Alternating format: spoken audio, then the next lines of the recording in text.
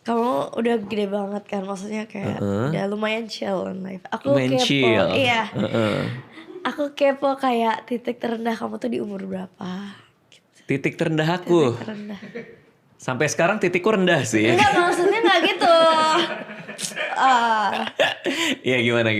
Ya, Titik terendah. titik Oke. terendah yang kayak ngerasa kayaknya ini gue nggak bisa jadi seseorang gitu. Aduh. Pernah nggak ngerasa kayak gitu juga? Jadi sebagai orang yang mau hidup dari seni ya, mungkin kamu juga ngerasain ya. Ya. Kita tuh punya self doubt sendiri kan, kayak ini tuh bener nggak sih pilihannya? Karena kita nggak punya karir kan, Yes. maksudnya nggak punya karir yang bisa dipetakan kayak orang di kantor kan. Yeah.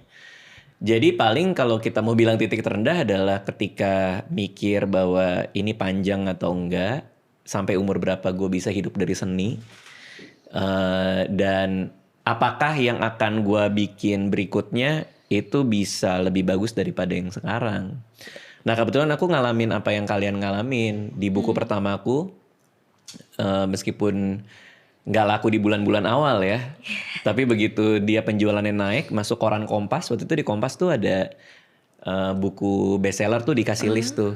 Tiba-tiba buku aku bestseller masuk sana, itu langsung melejit kemana-mana. Dibeli orang ratusan ribu kopi, nggak ratusan juta.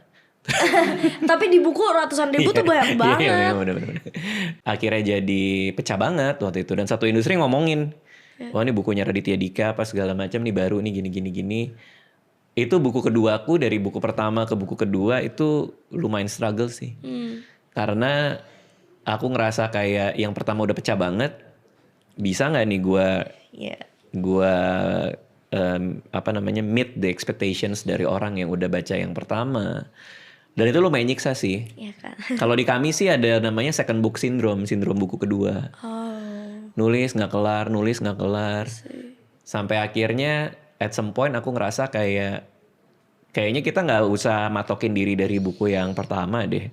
Kita bikin aja buku kedua ini apa yang kita mau, nanti pasti hal baik juga datang dengan sendirinya gitu.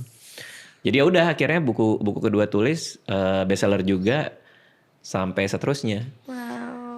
Nah, paling yang bikin sedih bikin bingung juga adalah perasaan untuk apakah